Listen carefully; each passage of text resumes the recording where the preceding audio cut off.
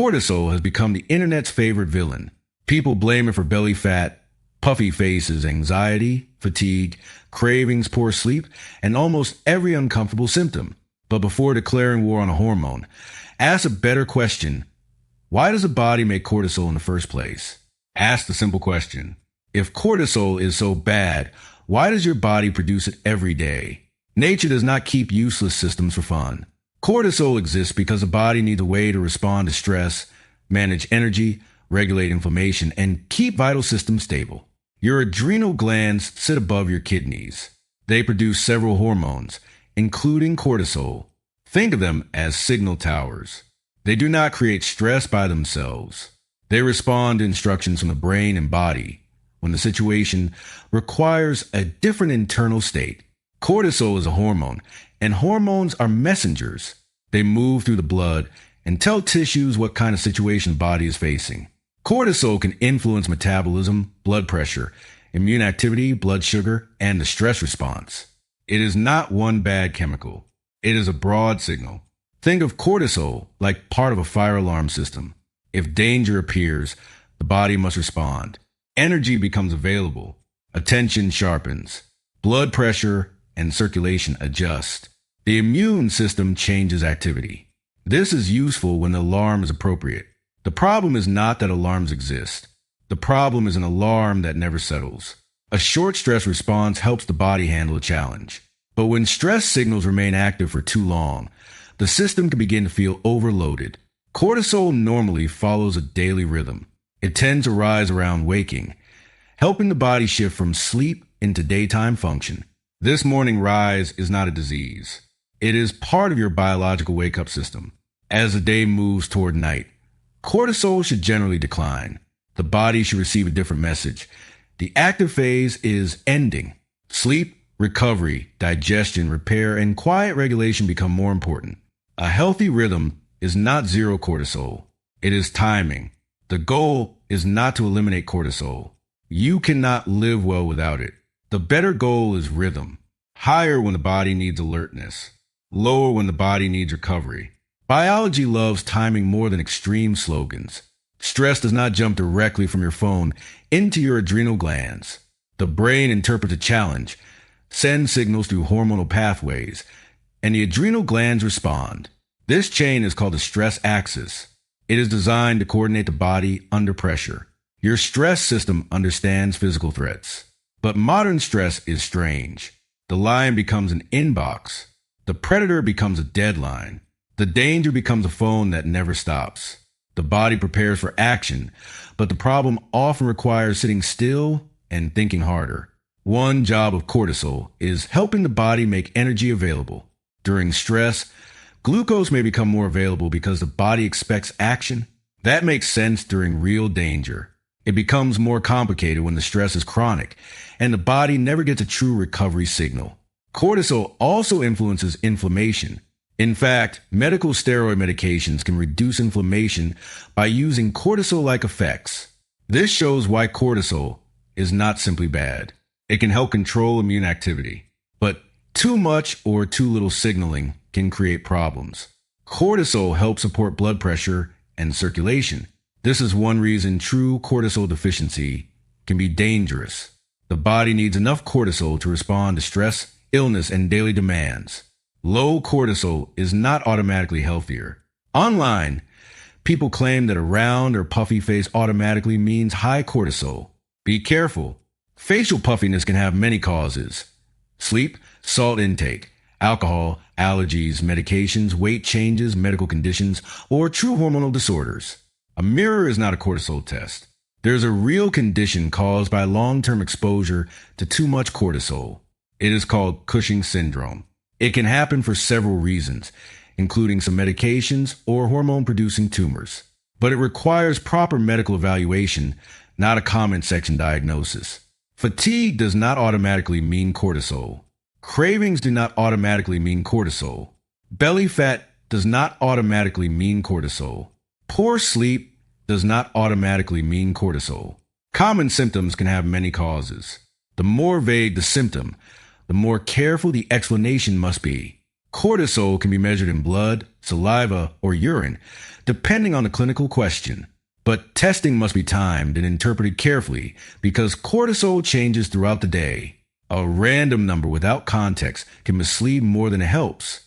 You may hear the phrase adrenal fatigue. It claims the adrenal glands become worn out from stress.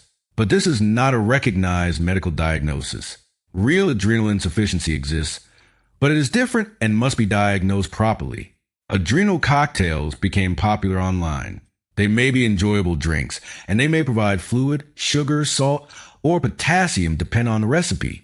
But a drink does not prove it repairs adrenal glands or fixes cortisol rhythm. Taste is not evidence. Every fear becomes a product.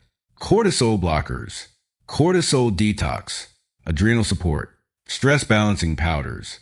But before buy anything, ask the Feynman question. Which hormone problem is being treated? How is it diagnosed? And what evidence shows this product fixes it? Some herbs are marketed for stress and cortisol. Some studies may be interesting, but a supplement is still a product with dose, quality, side effect, and interaction questions. Natural does not mean harmless, and calm branding does not replace clinical evidence. Sleep and cortisol speak to each other. Irregular sleep, short sleep, late light night shifts, and stress can disturb the rhythm. The answer is not always a pill.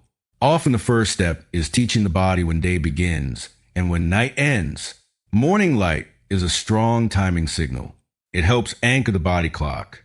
When the body receives morning brightness and evening darkness, hormone rhythms often receive clearer instructions. The goal is not to stare at the sun. The goal is a consistent day-night signal. At night, the problem is not only light. It is novelty, emotion, alerts, arguments, and endless scrolling. The brain receives more reasons to stay ready. Cortisol rhythm is not only affected by stress in your mind, it is affected by the environment you keep feeding it. Caffeine can be useful, but late caffeine can interfere with sleep, and poor sleep can disturb the next day's stress rhythm. The issue is not whether coffee is good or bad. The issue is timing, dose, and individual response. Exercise can raise stress signals temporarily. That is not bad. A workout is controlled stress. The body receives a challenge, adapts, and recovers. The problem begins when training becomes too extreme, recovery disappears, or the person adds more stress to an already overloaded system. Walking is underrated because it looks too simple. But walking moves the body, changes breathing, shifts attention, and gives the stress system a gentle outlet. You do not always need a heroic workout. Sometimes the body needs a believable signal that the emergency is over. Strength training can support metabolic health, confidence, glucose handling, and daily function, but it should be paired with recovery. A stronger body often handles stress better, but training without sleep becomes another stressor. A balanced diet can support health, but no single meal plan magically erases cortisol. Protein, fiber, whole foods, hydration, and regular meals may help many people feel steadier. But the phrase low-cortisol diet can become marketing if it turns normal food into hormone fear. For some people, long gaps without food may feel stressful, especially when combined with caffeine, poor sleep, and a demanding day. For others, a structured fasting routine may fit. Context matters. The body does not obey one influencer's schedule. Alcohol may feel relaxing, but sedation is not the same as recovery. It can disturb sleep and make the next day feel more stressful.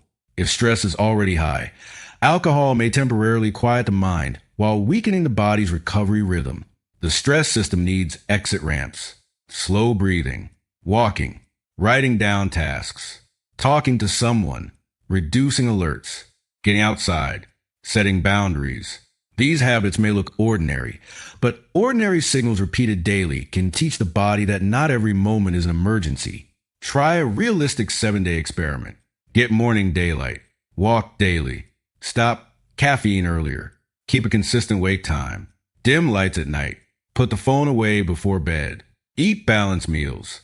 Do not buy a cortisol supplement. Watch the rhythm, not the hype. A life with zero stress is not the goal. The body needs challenge. Learning, exercise, relationships, work, and growth all involve stress. The goal is not zero stress. The goal is stress followed by recovery. If stress is constant, overwhelming, or connected to anxiety, depression, trauma, panic, burnout, or difficulty functioning, get real support. A hormone video can explain biology. It cannot replace mental health care, medical care, or practical life changes.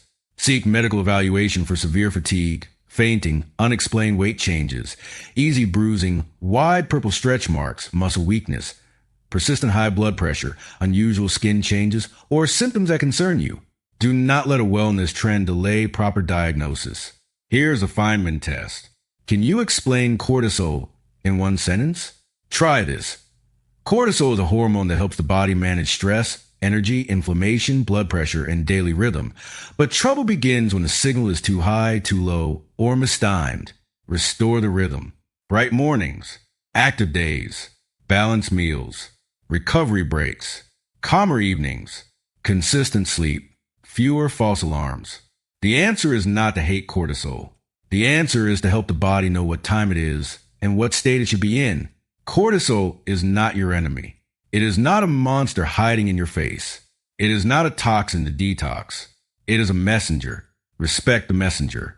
Stop buying fear. Build the rhythm. Because health is not about eliminating stress hormones. It is about learning when to rise, when to recover, and when to let the alarm finally stop.